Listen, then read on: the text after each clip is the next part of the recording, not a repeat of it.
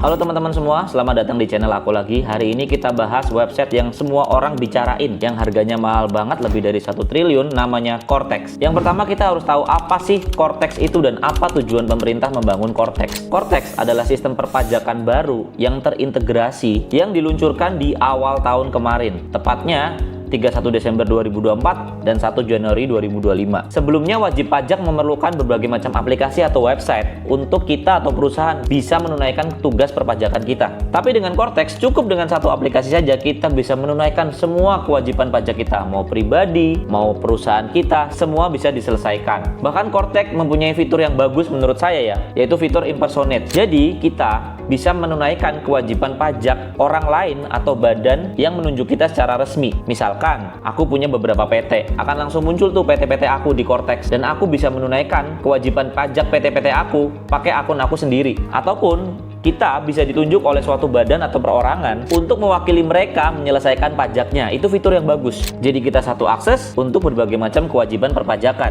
Biaya pembuatan Cortex, seperti yang kita tahu, mulai dari konsultasi dan pengerjaan Cortex ini dikerjakan oleh perusahaan asing. Kalau saya lihat di berita, biaya pembuatannya sebesar 1,22 triliun dengan perkiraan nilai pekerjaan sebesar 1,73 triliun. Jumlah yang sangat besar tentunya kalau kita lihat ya. Tapi kalau saya lihat berita tahun 2023, menurut pemerintah ini adalah efisiensi. Karena negara lain membuat sistem semacam Cortex ini nilainya sebesar 7 triliun. Sementara kita menganggarkan 3 triliun dan yang terpakai 2 triliun. Jadi sangat-sangat efisiensi. Biar fair, sebelum kita lihat sistem Cortex yang Indonesia, kita coba lihat Cortex versi Singapura dulu ya. Namanya apa sih Cortex versi Singapura? Coba kita buka websitenya ya, iras.gov.sg, Inland Revenue Authority of Singapore. Nah, keren banget kalau kita buka IRAS, dia langsung ada landing page yang proper ya teman-teman. Kalau kita lihat who we are, tax, SIM, detail service, digital collaboration, bahkan dia ada note kalau banyak fake SMS, email, WhatsApp, dan harus kalian cek before ngeklik biar nggak kena tipu.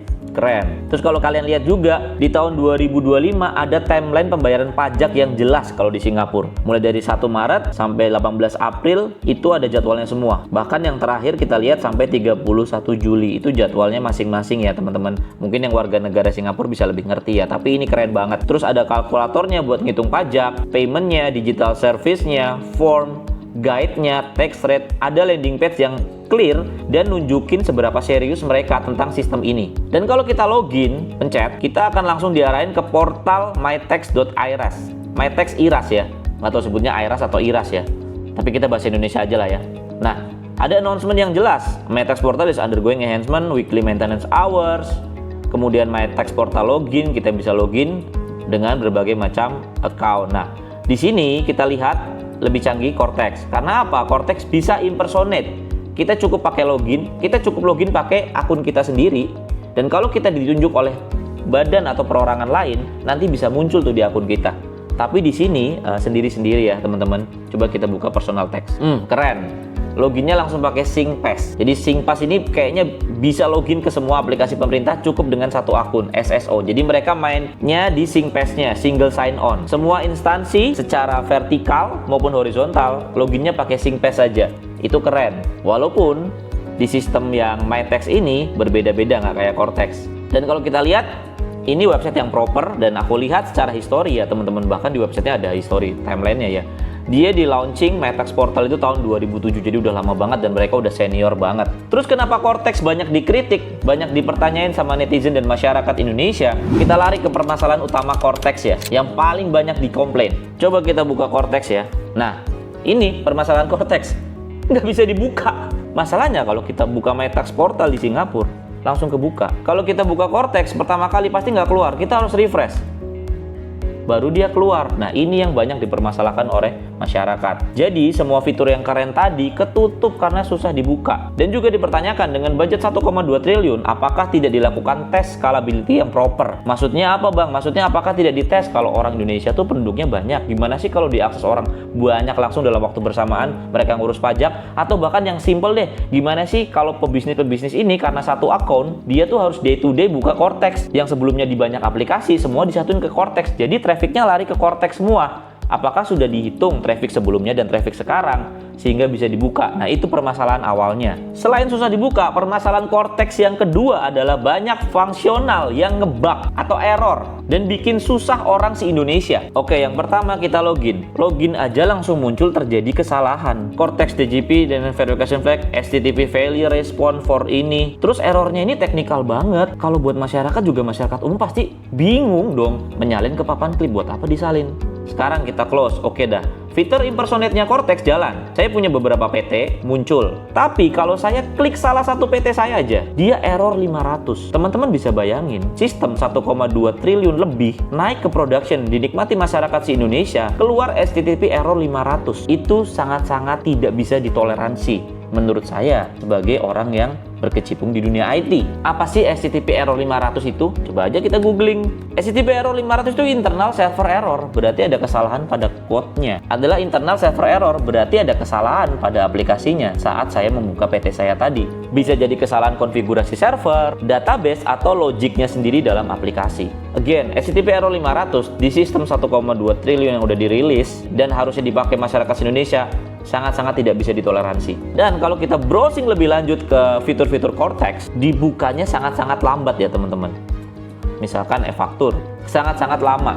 Apalagi di awal-awal kemarin, bahkan tidak bisa dibuka sama sekali. Kemudian masalah Cortex yang selanjutnya adalah banyak dipertanyakan secara teknikal oleh teman-teman programmer di Indonesia. Kita ambil salah satu contoh. Kemarin baru rame ada seseorang yang stres buat NPWP di Cortex karena memang prosesnya itu sangat-sangat lama dan error terus. Aksesnya itu selalu dibuka error-error dan killing time banget. Nah, saya baca ya, sekalinya berhasil, saya langsung coba buat post request API pakai Node.js dan boom, 1 detik jadi. Data sukses dengan modal nick yang valid, data lainnya tanpa validasi dan NPWP langsung masuk ke email.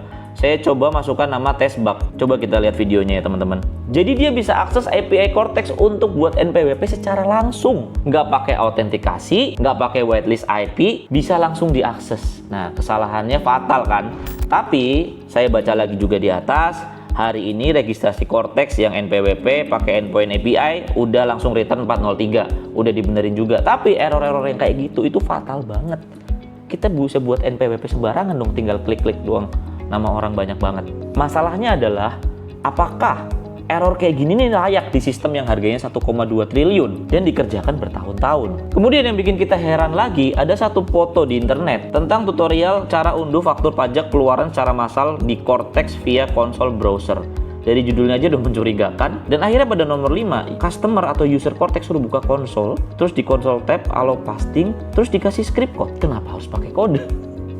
Jadi saya nggak tahu ini dari mana. Kalau ini resmi dari salah satu mungkin supportnya DJP, Dirjen Pajak atau apa, menurut saya ini tidak pantas ya dikasih ke user, karena nggak mungkin dong bapak-bapak ngurusin pajak suruh coding, suruh nge-copy paste script gitu. Jadi ini sangat-sangat nggak proper, apalagi untuk sistem yang budgetnya sefantastis itu. Kemudian di awal-awal juga ada solusi dari DJP untuk kendala Cortex seperti pembuatan password yang nggak make sense menurut aku. Contohnya, kenapa gagal buat password dan passphrase di Cortex? Mungkin terdapat karakter khusus yang tidak dapat digunakan. Loh, kenapa password tidak boleh karakter khusus? Justru pembuatan password yang bagus itu harus ada karakter khusus dong. Itu adalah password yang aman. Dan gimana sih kok nggak bisa masuk karakter khusus mencegah SQL injection? Harusnya password sebelum masuk ke database itu di hash dulu. Jadi nggak masalah udah masuk di database itu udah di hash, mau pakai spesial karakter kayak mau pakai apa, mau pakai emoticon juga nggak apa-apa. Kemudian banyak juga teman-teman yang mengeluhkan kalau kita inspect elemen Cortex, awal-awal banyak banget konsol log yang keluar dan tidak dibersihkan di production. Secara best practice dengan sistem yang harganya 1,2 triliun itu nggak boleh. Terkesan seperti dikerjakan oleh programmer amatir. Dan banyak juga yang menemukan ada beberapa akses ke localhost yang harusnya sudah dihapus juga. Nggak tahu sekarang mungkin udah dibenerin ya, tapi itu menjadi catatan banget ya buat Cortex ya. Dan menurut gua pribadi UI UX Cortex ini tidak sesuai dengan harganya.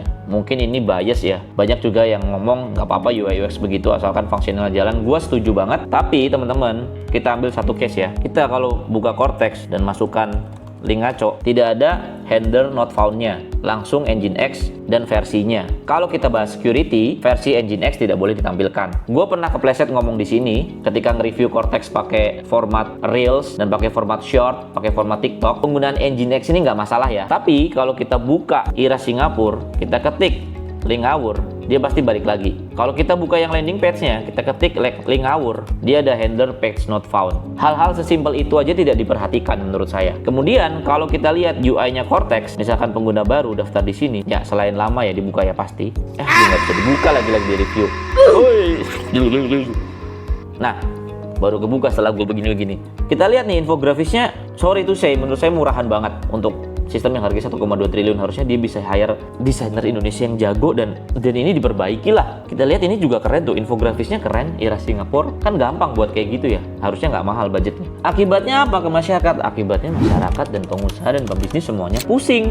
Karena untuk bisnis kita butuh banget lapor pajak. Kita butuh banget aplikasi-aplikasi perpajakan. Contohnya kita mau kerja suruh buat NPWP, buat NPWP-nya aja susah. Gimana caranya kita bisa daftar kerjaan? Yang kedua, kita mau terbitin transaksi dan faktur pajak, masih error, masih lama. Bahkan ada beberapa karyawan di suatu perusahaan yang begadang sampai jam 3 pagi biar Cortex-nya lancar. Itu aja kadang-kadang masih error. Dan kita kalau bedah Cortex lagi secara teknikal di bidang IT, karena IT cakupannya luas, butuh beberapa orang yang ahli di bidangnya dan durasi seperti ini tidak akan cukup. Tapi intinya yang terakhir, kita mau menanyakan solusi dari pemerintah apa, karena sudah berjalan 1 bulan dan masih begini-begini aja. Apakah masih butuh waktu 3 bulan lagi sampai sistemnya normal dan stabil? Dan saya pertanyakan gimana proses analisa transisinya dari aplikasi lama ke aplikasi yang baru. Menurut saya prosesi transisi itu harusnya bertahap, tidak langsung semua di stop dan dipindahkan ke sistem yang baru, kecuali dengan persiapan yang sangat matang ya, baru boleh. Dan dengan budget segitu yang sangat-sangat fantastis, sangat-sangat dipertanyakan dong kualitas software yang dibuatnya. Karena ini tidak sepihak, karena banyak orang juga yang mengalami error yang sama. Kecuali anak-anak IT aja yang bedah sendiri, tapi orang-orang umum juga bermasalah.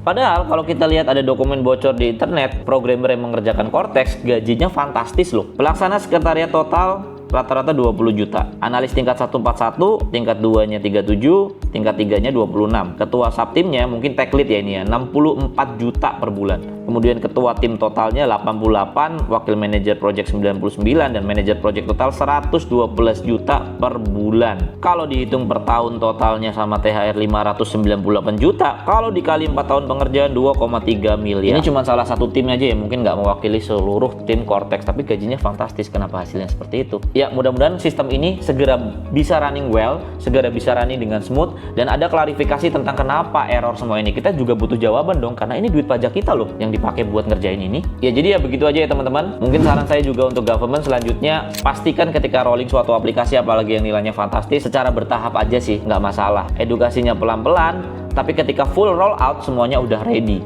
Jadi jangan matikan sistem yang sebelumnya, pakai aja dulu, dan jangan langsung semua disuruh migrasi ke sana. Karena digitalisasi itu intinya apa sih? Mindahin transaksi offline ke online. Ketika yang di lapangan secara offline aja masih amburadul, acak-adut, berantakan, ketika kita digitalisasi atau ketika aplikasi yang lama aja masih banyak masalah, ketika kita pindah ke semua bakal tambah masalah, bukan bahkan menyelesaikan masalah ya. Jadi gue tetap berharap yang terbaik buat sistem Cortex ini, dan gue yakin dalam mungkin setahun ke depan bakal lebih sempurna.